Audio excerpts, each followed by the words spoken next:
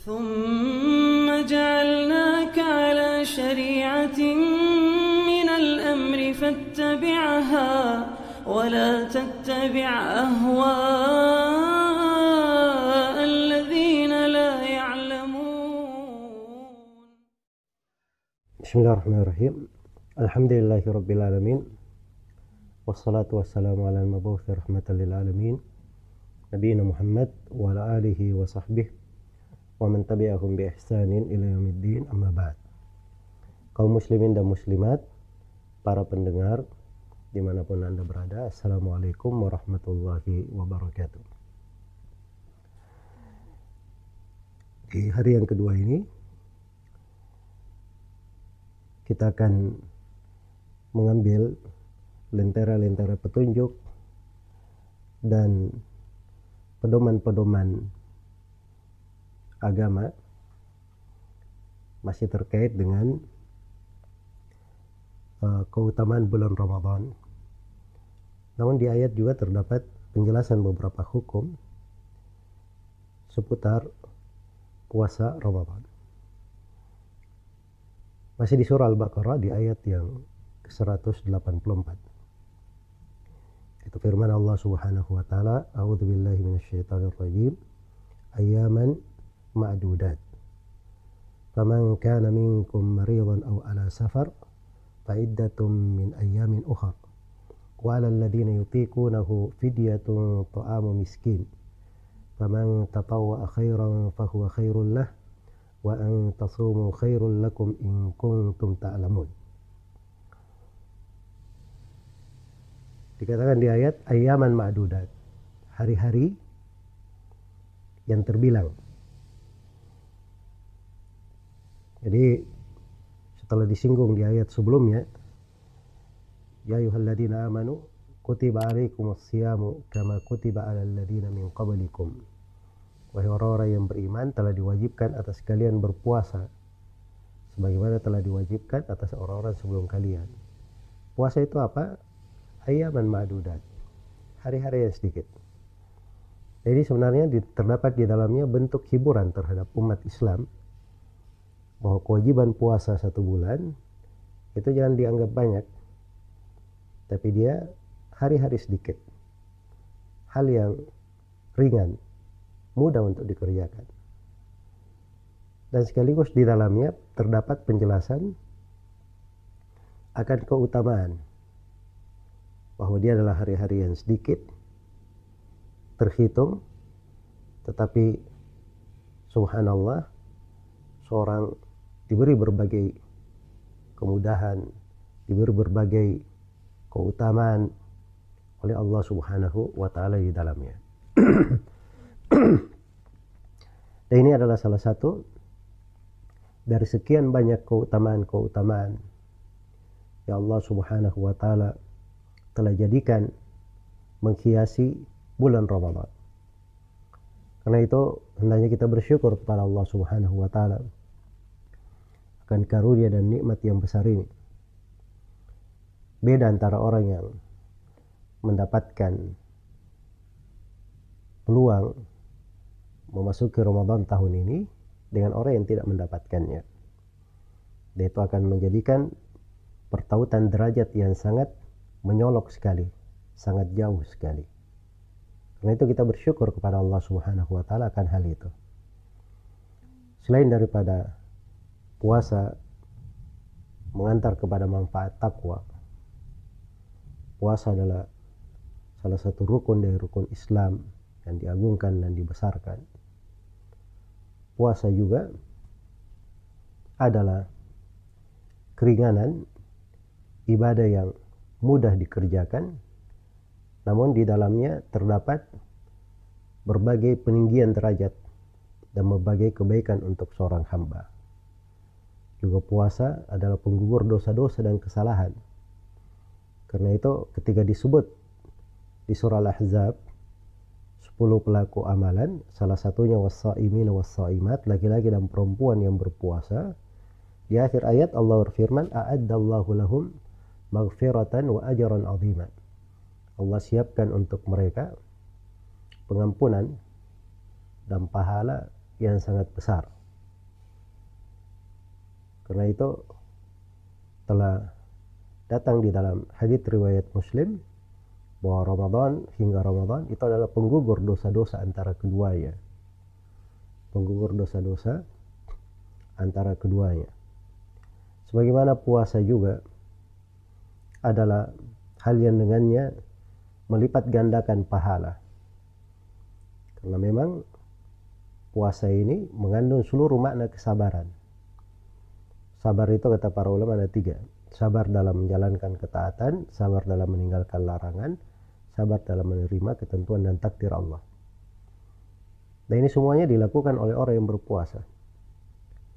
Orang yang berpuasa dia sabar menjalankan ketaatan puasa ini dengan berbagai hukumnya. Dia juga sabar meninggalkan dilarang, tidak boleh makan, tidak boleh minum, bukan suami istri. Dia jauhi hal-hal yang haram. Dan dia juga terima ketentuan Allah. Ya memang orang puasa itu lemas, banyak kehilangan tenaga, dia harus menahan dari dahaga.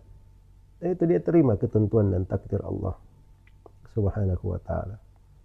Karena itulah orang yang bersabar diberi pahala tidak ada batasannya. Allah subhanahu wa ta'ala berfirman, innama yuwaffas sabiruna ajrahum bighairi hisab. Sungguhnya orang-orang yang bersabar itu akan diberi pahala untuk mereka tidak ada batasannya. Dan di dalam hadits Abu Hurairah riwayat Bukhari dan Muslim, Rasulullah sallallahu alaihi wasallam bersabda, kullu amal ibni Adam yudha'af al-hasanatu bi asyri amsalha ila 700 dha'f. Kata beliau, setiap amalan anak Adam dilipat gandakan. Satu kebaikan itu menjadi 10 kali lipat sampai 700 kali lipat.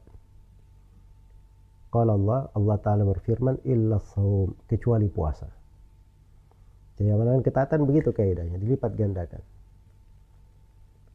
10 sampai 700 kali lipat. Iya. Sampai 700 kali lipat. Nah, itu diterangkan dalam Al-Quran. Man ja'a bil hasanah falahu asyru amsalihha. Siapa yang datang dengan sebuah kebaikan, maka untuknya 10 yang semisal dengannya. Mathalul ladzina yunfiquna fi sabilillah kamathali habbatin ambatat sab'a sanabil fi kulli sumbulatin mi'atu habbah. Wallahu yudha'ifu liman yasha. Perumpamaan orang yang menginfakkan hartanya di jalan Allah itu bagaikan orang yang menanam satu benih, melahirkan 7 tangkai, menumbuhkan 7 tangkai. Setiap tangkai ada 100 benih lagi yang muncul. Dapat 700. Dan Allah lipat gandakan bagi siapa yang Allah kehendaki. Iya. Jadi kaidah seluruh amalan seperti itu. Tapi ada yang diperkecualikan. Allah berfirman, kecuali puasa. Fa innahu li wa ana ajzi bih. Karena puasa itu khusus untukku. Dan aku sendiri yang akan memberi pahala baginya. Di puasa ini diberi pahala nggak ada batasannya. Iya. Nah ini kekhususan juga bagi Allah. Karena umumnya orang-orang yang berpuasa itu lebih ikhlas. Karena puasa antara dia dengan Allah subhanahu wa ta'ala. Orang yang berpuasa nggak ada yang tahu bahwa dirinya berpuasa. Dia tidak makan, tidak minum. Iya. Itu rahasia dia antara dia dengan Allah. Jadi puasa adalah untukku dan aku yang akan memberi pahala untuknya. Maka ini adalah keutamaan yang sangat besar. Apalagi pada hari kiamat, puasa itu bersama Al-Quran datang sebagai pemberi syafaat untuk orang yang melakukannya. Dan di sorga itu ada satu pintu khusus, hanya boleh dimasuki oleh orang-orang yang berpuasa, disebut dengan nama pintu Rayyan, sebagaimana dikabarkan oleh Nabi SAW dalam hadits Sahal bin Sa'ad As-Sa'idi riwayat Bukhari dan Muslim. Maka ayyaman ma'dudat, dia hari-hari yang terbilang. Hati-hati, hari-hari terbilang, ya, tidak terasa segera berlalu. Makanya jangan kita luput. Jangan sampai hari terus bergulir dengan cepatnya, kita belum memakmurkan hari-hari itu dengan kebaikan. Kemudian diterangkan faman kana minkum maridhan au ala safar, siapa di antara kalian yang sakit atau melakukan perjalanan. Nah, ini menunjukkan bahwa puasa itu ada ketentuan-ketentuan di dalamnya. Orang yang diwajibkan berpuasa itu ada syarat-syaratnya. Iya. Dari syarat kewajiban berpuasa yang pertama dia adalah seorang muslim. Kemudian yang kedua dia adalah seorang yang akil, waras, bukan orang yang hilang kesadaran. Kemudian yang ketiga dia adalah seorang yang balik. Adapun anak kecil itu belum wajib berpuasa, tapi dianjurkan untuk berpuasa dan orang tuanya diperintah untuk membiasakan anak-anaknya berpuasa hingga balik. Kemudian yang keempat, syarat kemampuan. Harus punya kemampuan, istita'ah. Iya. Seperti orang sakit, laki-laki dan perempuan tua yang sudah tidak sanggup berpuasa, perempuan hamil menyusui. Kalau dia tidak sanggup, maka ada rincian hukum terkait dengan mereka di dalam ayat. Kemudian yang kelima disyaratkan dia mukim, seorang yang menetap. Adapun musafir tidak diwajibkan berpuasa, tapi kalau dia berbuka tidak berpuasa maka dia wajib mengganti di hari-hari lain. Dan yang keenam disyaratkan tidak ada penghalang berupa haid maupun nifas. Begitu syarat kewajiban ya di dalam puasa. Dan di dalam ayat ini dijelaskan tentang mereka yang dapat keringanan. Pertama dikatakan faman kana minkum maridhan, siapa di antara kalian yang sakit. Ya, sakit itu yang dimaksud di sini adalah sakit yang masih diharapkan sembuh. Sakit menghalangi dia puasa, tapi diharapkan sakit itu sembuh. Maka kalau dia berbuka, dia ganti di hari-hari lain. Adapun sakit yang jenisnya tidak diharapkan sembuh, misalnya seorang sakit penyakit tertentu, dengan penyakit itu dia nggak bisa puasa. Dan ini sudah diklaim oleh dokter-dokter terpercaya, banyak dokter terpercaya bahwa ini penyakit tidak bisa sembuh. Nah, kalau ini lain lagi hukumnya, ini terkait dengan masalah membayar fidyah, sebagaimana yang akan datang nanti. Iya, jadi siapa yang sakit. Kemudian yang kedua, au ala safarin, atau dia melakukan perjalanan. Jadi orang yang safar, perjalanan berat maupun tidak berat, dasarnya itu adalah udzur, boleh dia berbuka. Cuman kalau perjalanannya tidak berat, sebaiknya dia tetap puasa. Karena itu lebih menyegerakan penyelesaian tanggung jawabnya terhadap puasa ini dan menjatuhkan puasa itu di waktunya, itu tentunya adalah lebih afdal dan lebih baik. Jadi ini dua orang dapat udzur, orang sakit dan orang yang melakukan perjalanan. Kalau mereka berbuka karena udzur ini, faidatun min ayamin ukhar, maka dia ganti sekadar yang dia tidak berpuasa, dia ganti di hari-hari lain. Jadi yang diganti itu berapa? Ya sejumlah yang dia tinggalkan. Dia tinggalkan 5 hari, tidak berpuasa 5 hari, dia ganti 5 hari. Terus di mana digantinya? Kapan menggantinya? Ya di hari-hari lain jawabannya. Hari-hari lain selain Ramadan. Tapi hari-hari lain ini diterangkan di dalam hadits Aisyah radhiyallahu taala anha, riwayat Bukhari dan Muslim, bahwa hari-hari lain yang dimaksud itu adalah hari-hari hingga akhir Sya'ban, sebelum masuk Ramadan. Karena Aisyah radhiyallahu taala anha, beliau kadang mengakhirkan mengganti tunggakan puasanya di bulan Ramadan, ya kecuali di Sya'ban. Di Sya'ban beliau segera untuk menyelesaikannya. Menunjukkan bahwa tidak bisa diakhirkan melewati Sya'ban. Iya. Kemudian kata hari-hari lain menunjukkan bahwa di dalam menggantinya ada keluasan. Boleh diganti sekaligus, misalnya dia tinggalkan 5 hari, boleh diganti 5 hari sekaligus. Iya, tapi boleh dia ganti berpisah-pisah harinya. Misalnya pekan ini 1 hari, pekan depan 1 hari, ya. Atau bulan ini 1 hari, bulan depan 1 hari, boleh saja. Tidak ada masalah. Dia ganti di hari-hari mana yang dia sanggup untuk hal itu. Tapi tidak diragukan kalau dia menggantinya sesegera mungkin, maka itu lebih baik. Ya, apalagi kalau seorang yang dapat keutamaan puasa di bulan Syawal. Ya, puasa di bulan Syawal itu dapat keutamaan besar. Sebagaimana dalam hadits riwayat Muslim, man shoma ramadhana thumma atba'ahu sittan min Syawal kana kasiyamid dahr. Siapa yang berpuasa Ramadan kemudian dia ikuti dengan puasa 6 hari di bulan Syawal, maka dia seperti berpuasa 1 tahun. Jadi 1 bulan dengan puasa 6 hari 1 Syawal, dia dapat pahala seperti 1 tahun. Ya, karena kenapa 6 hari menjadikan seperti 1 tahun? Sebab dengan adanya 6 hari ini, semua pahala dilipat gandakan menjadi 10 kali lipat. Jadi Ramadan dikali 10, 10 bulan. 6 hari dikali 10 berarti 60 hari. 60 hari itu 2 bulan. Jadi 1 tahun. Tapi ingat syaratnya, dia puasa Ramadan dulu. Ramadan sempurna baru dia ikuti dengan bulan Syawal. Karena itu kalau dia segerakan, menggantinya dengan segera, maka itu adalah hal yang paling baiknya. Ya, dan menyegerakan di dalam ibadah itu sifatnya orang-orang yang beriman. Wasari'u ila magfiratin min rabbikum. Bersegeralah kalian menuju kepada pengampunan dari Rabb kalian. Wasabiqu ila magfiratin min rabbikum.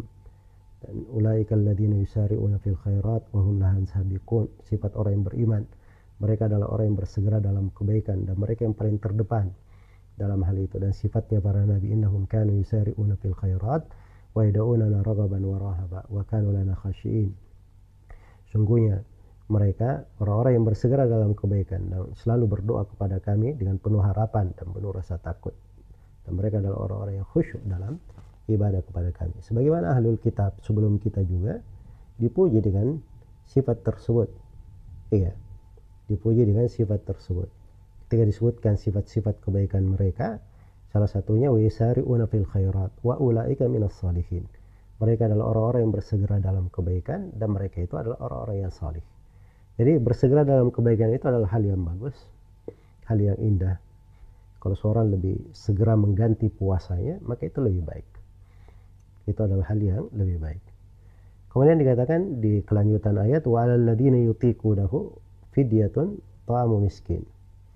Bagi siapa yang mampu berpuasa tapi dia tidak puasa, maka dia bayar fidyah dengan memberi makan orang-orang miskin. Dan ini untuk memahami ayat ini ada ceritanya ya, harus dipahami.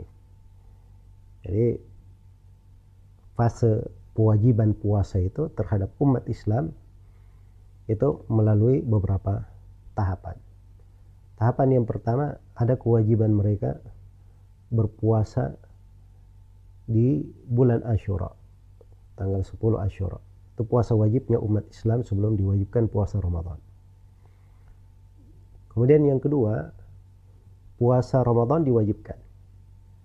Tapi begitu diwajibkan puasa Ramadan, masih diberi keringanan.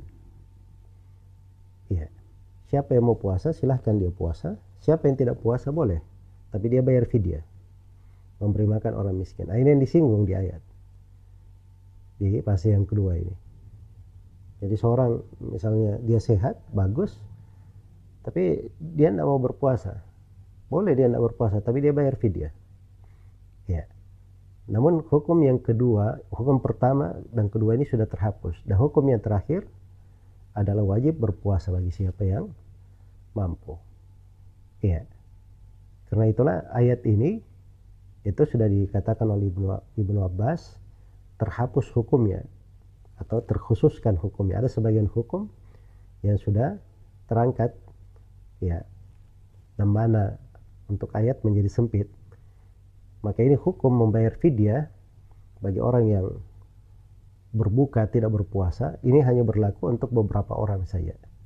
Yang pertama adalah orang yang sakit yang tidak diharapkan lagi sembuh. Yang kedua dan ketiga, laki-laki dan perempuan tua renta yang tidak sanggup berpuasa lagi.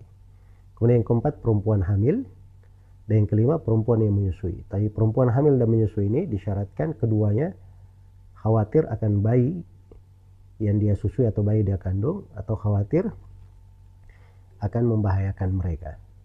Iya. Maka ini yang diberi ketentuan untuk membayar fidyah. Hukum ini tetap bagi 5 golongan ini. Mereka lah yang membayar fidyah. Adapun seperti orang sakit, perjalanan, kalau dia berbuka karena udzur, maka dia tidak membayar fidyah, tapi dia qadha, dia ganti dengan berpuasa. Adapun yang membayar fidyah, ini hukum khusus untuk 5 golongan yang saya sebutkan tadi. Dia membayar fidyah, bentuknya apa? Ta'am, memberi makan. Iya, apakah dia beri makanan mentah atau makanan jadi, itu tidak ada masalah. Iya. Dan makanan yang diberikan itu ukurannya setengah sok. Setengah sok itu 2 kali telapak tangan. 2 kali telapak tangan orang biasa. Ya, dia berikan hal tersebut sebagai makanan. Jadi dikeluarkan dalam bentuk makanan, tidak boleh diuangkan. Di sini bahasanya makanan. Ya, karena uang dan makanan itu berbeda ya. Dan syariat itu memiliki maksud-maksud agung di dalam pensyariatan. Kadang kita lihat simpel ya, orang bawa makanan itu kelihatan orang membagi fidyah. Tapi kalau memberi uang, kadang itu tidak jelas orang memberi uang itu untuk apa. Iya. Dan dia adalah simbol syiar, ya tidak begitu tampak. Baik. Kepada siapa diberi makanan ini? Dikatakan miskin, kepada orang yang miskin. Jadi syaratkan dia miskin. Jadi harus dipastikan dia adalah orang yang kekurangan. Ya, miskin itu batasannya dia tidak memiliki keperluan hariannya atau keperluan hidupnya. Ya, jadi misalnya ada seorang, nah ini miskin ukurannya beda-beda ya. Ada si A misalnya sendiri, dia masih bujang. Ya, mungkin dia keperluan bulanannya 1 juta. Tapi ada si B, dia sudah berkeluarga, banyak anaknya, mungkin keperluan bulanannya dia perlu 5 juta. Iya. Jadi jangan dikatakan bahwa si B ini penghasilannya 4 juta, dia tidak miskin lagi misalnya. Itu belum cukup bagi dia, sebab keperluan dia 5 juta dalam sebulan. Itu masih dihitung miskin, walaupun dia berpenghasilan, tapi karena belum cukup itu masih dihitung miskin. Maka orang miskin boleh diberi dari fidyah, diberi makan. Ya, dan fidyah yang dikeluarkan itu adalah memberi makan pada setiap miskin untuk setiap hari yang dia tinggalkan. Ya, kalau misalnya dia meninggalkan puasa 5 hari, maka dia beri makan 5 orang miskin. Dia beri makan 5 orang miskin. Tapi perlu diketahui bahwa fidyah ini adalah suatu syariat apabila dia meninggalkan puasa. Maka kalau sudah terjadi dia meninggalkan puasa, baru dia membayar fidyah. Ya, jangan seperti sebagian dari masyarakat kita. Ada sebagian ibu hamil, saya bulan ini kayaknya saya nggak bisa puasa ini 1 bulan penuh. Ya, dari kemarin dia sudah bayar fidyah.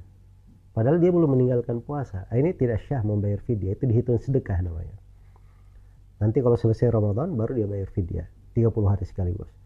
Tapi kalau hari ini dia mau bayar yang kemarin, boleh saja. Kemarin dia sudah tinggalkan, diberi makan 1 orang aja atau 2 orang untuk hari ini, tidak ada masalah. Ya, adapun yang dia bayar sekaligus 30 hari padahal dia belum meninggalkan puasa, itu tidak syah sebagai fidyah. Kemudian di akhir ayat diberikan suatu kaidah agung yang hendaknya kita pegang di dalam kehidupan ini, menjadikan makna-makna Ramadan kita lebih bersinar. Faman tatawwa khairan fahuwa khairul lah. Barang siapa yang berbuat kebaikan, maka itu adalah yang terbaik untuk dia. Siapa yang punya tambahan ya di dalam kebaikan, tambahan berbuat baik, suatu kebaikan, fahuwa khairul lah, maka itu adalah hal yang terbaik dengannya. Tatawwu itu adalah seseorang yang berbuat sebuah perkara tambahan. Kadang-kadang digunakan tatawwu untuk bermakna perbuatan kebaikan. Iya. Jadi kalau dia melakukan suatu perbuatan kebaikan, maka itu adalah khairullah. Itu adalah yang terbaik untuk dia. adalah yang terbaik untuk dia. Maka harus selalu kita renungkan bahwa amalan-amalan kebaikan yang kita lakukan itu hakikatnya untuk kita sendiri, ya bukan untuk orang lain. Karena itu di banyak tempat diingatkan oleh Allah Subhanahu wa taala, "Man amila salihan fali nafsihi wa man asaa fa 'alaiha wa ma rabbuka bidzallamin lil 'abid." Misalnya di ayat ini dikatakan barang siapa yang beramal salih maka itu untuk dirinya sendiri, dan barang siapa yang berbuat buruk dia sendiri akan menanggungnya, dan Rabbmu tidak pernah membalimi seorang hamba pun. Iya, maka apa yang kita lakukan itu sejatinya untuk kita sendiri, kita tanam untuk diri kita sendiri. Karena itu dikatakan kepada sebagian orang-orang salaf yang salih, ya, yang banyak beribadah dan terlihat dia sangat berat di dalam ibadah-ibadahnya, maka orang-orang berkata kepadanya, "Kenapa kamu memberatkan dirimu, membuat dirimu capek? Tidakkah sebaiknya kamu beristirahat?" Maka beliau menjawab, "Ya justru untuk peristirahatan diriku ini yang saya siapkan." Ya, dia berleti-leti, bersusah-susah di dunia ini, sebenarnya itu untuk membangun rumah peristirahatannya di akhirat. Ya, dan itu cara berpikir yang hendaknya selalu kita pegang di dalam kehidupan ini. Kemudian di akhir ayat dikatakan, "Wa antasumu khairul lakum." Kalau kalian berpuasa maka itu lebih baik bagi kalian. Ya, in kuntum ta'lamun. Ya, kalau seorang ada udzur, ada ini, tapi kalau misalnya dia sanggup berpuasa, maka puasa itu lebih baik. Iya, puasa itu lebih baik. In kuntum ta'lamun, kalau kalian mengetahui. Nah, ini menunjukkan akan keutamaan ilmu. Jadi seluruh hukum-hukum ini itu akan menjadi bermanfaat bagi seseorang kalau dia memiliki ilmu dan dia mengetahui tentang hal tersebut. Iya. Dan ayat ini adalah potret dari keindahan syariat kita. Diberi kemudahan di dalam berbagai macam ibadah-ibadah yang diberikan. Dan ibadah apabila dilakukan tiba-tiba ada suatu hal yang berat, maka diberi udzur di dalam hal tersebut. Dan ini bagian dari keindahan syariat. Jangan kita membebani sesuatu yang syariat sudah memberi kelapangan. Iya. Bukan di masalah puasa saja, di masalah sholat. Ada udzur tidak sholat berjamaah misalnya karena wabah seperti ini, diambil udzur. Allah cinta orang yang mengambil rukhsah, keringanan yang diberikan kepadanya. Sebagaimana syah di dalam sebagian hadits yang sahih. Iya. Maka ini ayat yang agung, semoga selalu menjadi renungan dan pegangan untuk kita semua dan menambah dari keindahan di dalam kehidupan kita, wawasan kita, dan semakin menerangi keberadaan kita di dalam makna-makna amalan kehidupan dunia ini. Innahu waliyyu dzalika wal qadiru alaihi wallahu ta'ala.